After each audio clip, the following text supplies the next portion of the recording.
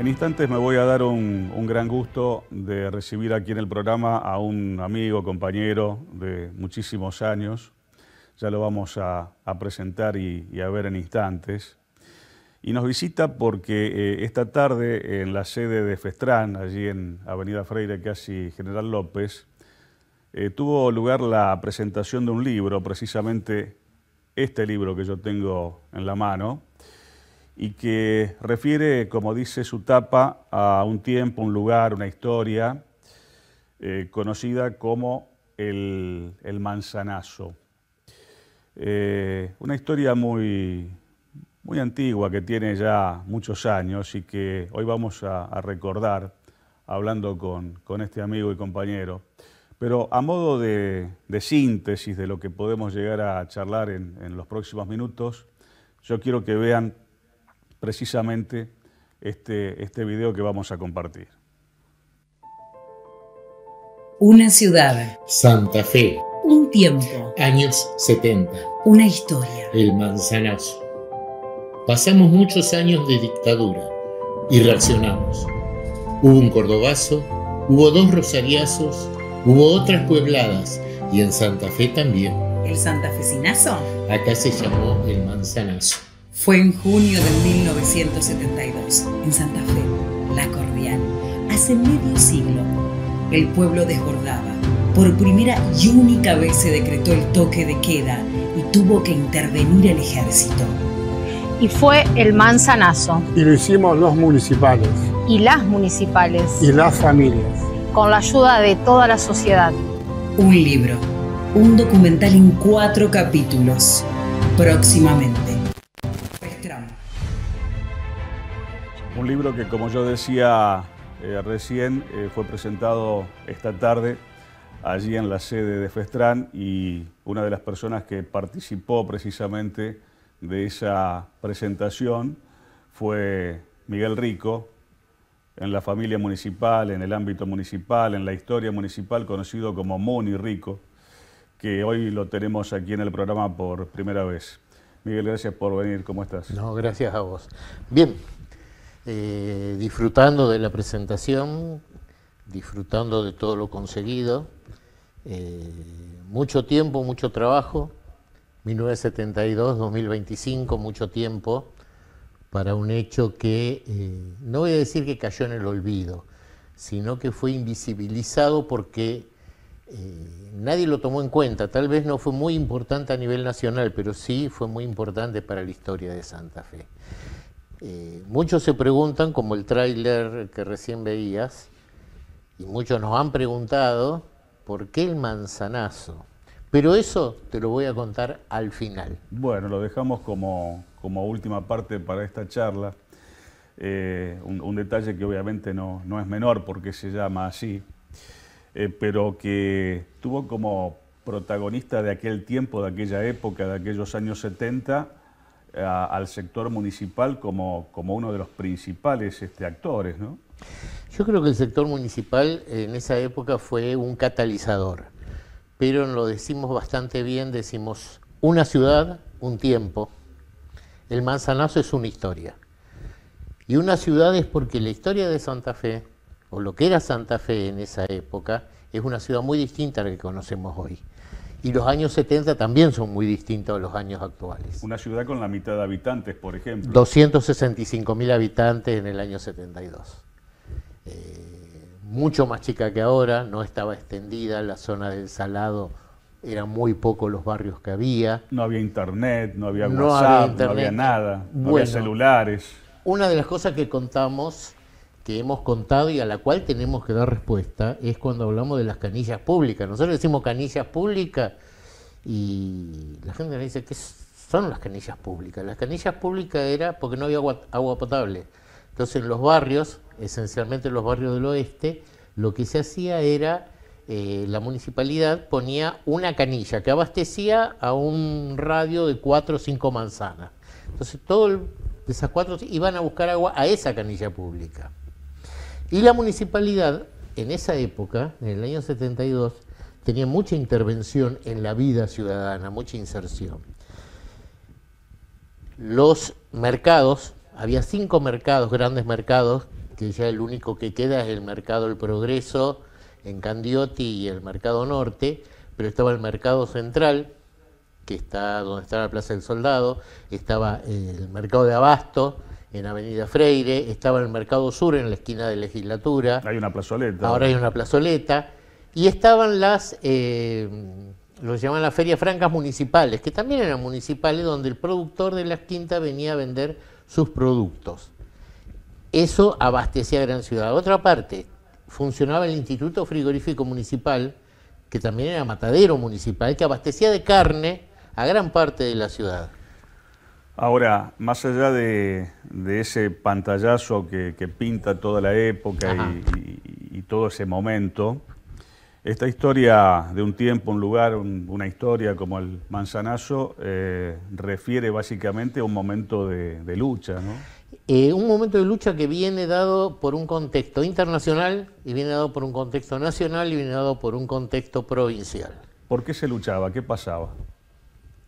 Era la época de lucha en toda la ciudad. Vos tenés, en esa época tenés en China la plaza de Tiananmen, en México la plaza de Tlatelolco, que fueron grandes represiones masivas. Tenés el Mayo francés, lo que es el inicio de la década, segunda parte de la década del 60, inicio de lo que da lugar a los 70. En Santa Fe, concretamente, los municipales estaban peleando. Yo aclaro que en esa época no era municipal, era estudiante en la Facultad de Ingeniería Química. Se estaba peleando por una equiparación con los salarios de la Municipalidad de Rosario. Un detalle importante, no existían las paritarias, los gremios públicos no tenían paritarias. Hoy se habla de las paritarias como si en aquella época no existían. Ni siquiera se peleaba por la paritaria en el 72. Era una cosa que no existía, como los celulares, tampoco existían las paritarias. Y a su vez hay una deuda muy grande. No te olvides que estábamos en plena dictadura. El interventor en la provincia de Santa Fe era Sánchez Almeida, también nombre que ha caído en el olvido.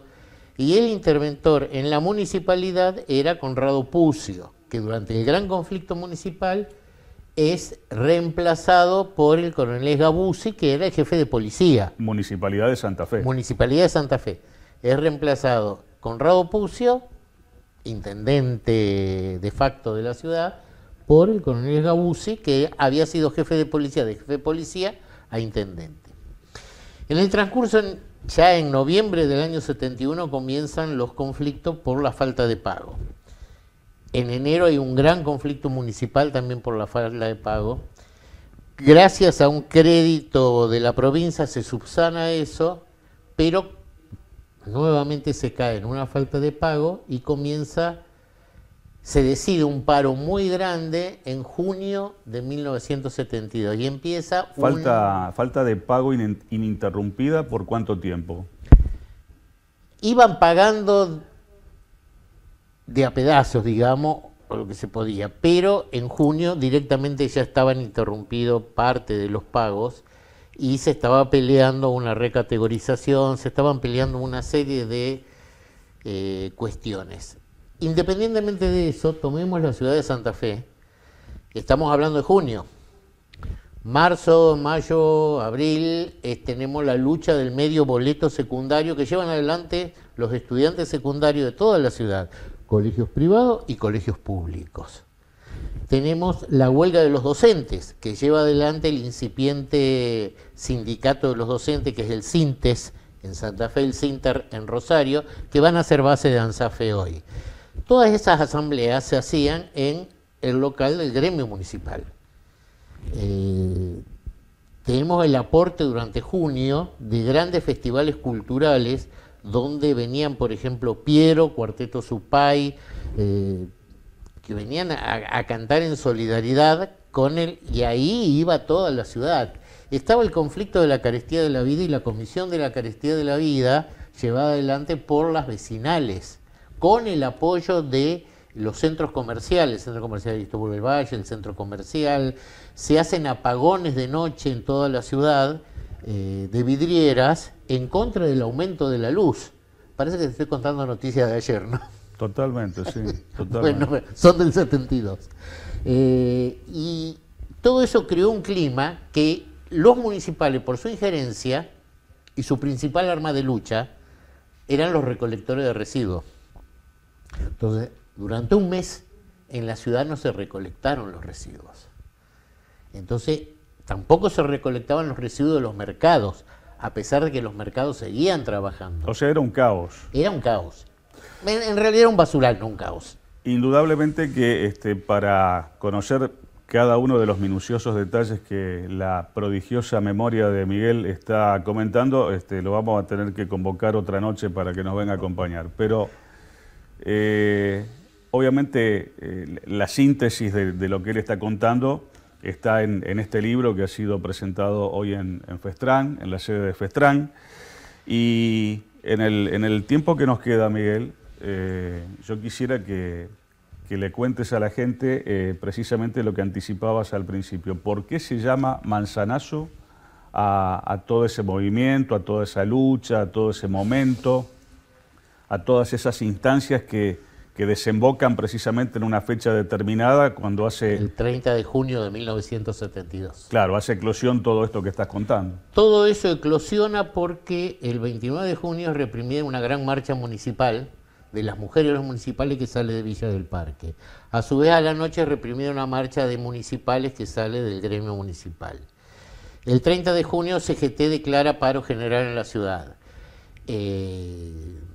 Esgabuzzi le pide a Sánchez Almeida y piden que se presente el ejército en la ciudad porque exactamente en ese mismo momento se estaba produciendo el Tucumanazo, que va a tener estudiantes muertos. Y otros asos en distintos lugares del país. Se van dando distintos el Correntinazo. Claro, en total hay 43 asos.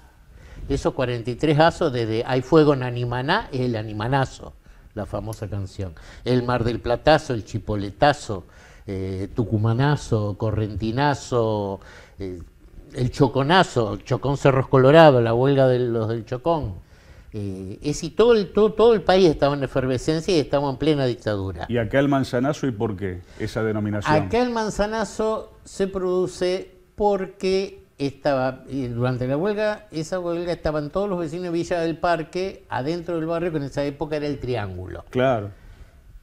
El ejército había llegado a la noche y se había sentado sobre Parque Garay en la zona de los Piletones.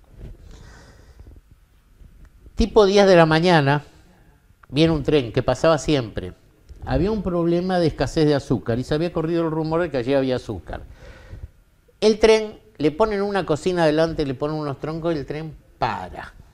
Ahí empiezan los grandes mitos. ¿Por qué paró el tren? Porque una cocina no para, una locomotora. Cuando para el tren, queda el ejército a un lado, la gente del otro, el tren en el medio, arriba del terraplén. En determinado momento un muchacho se sube, se trepa al primer vagón, le pega un patadón que no tenía precinto, se abre el portón del vagón, se mete adentro, sale y dice, acá hay manzanas. Eran manzanas sidreras. Y agarra un cajón y lo tira para el lado del barrio. Allí entran a subir otra gente, otros vecinos del barrio, y entran a sacar cajones de manzana para llevarse por distintos lados. En ese momento determinado el ejército avanza, entra a tirar gases lacrimógenos y del barrio le contestan con lo que tenía en la mano. ¿Y qué era lo que tenía en la mano? Manzanas. Y por ahí viene el nombre. Y de ahí viene el nombre del Manzanazo, con el que quedó inscripto en la memoria de muchos que todavía estamos. La memoria es algo que deberíamos ejercitar siempre y no perder nunca.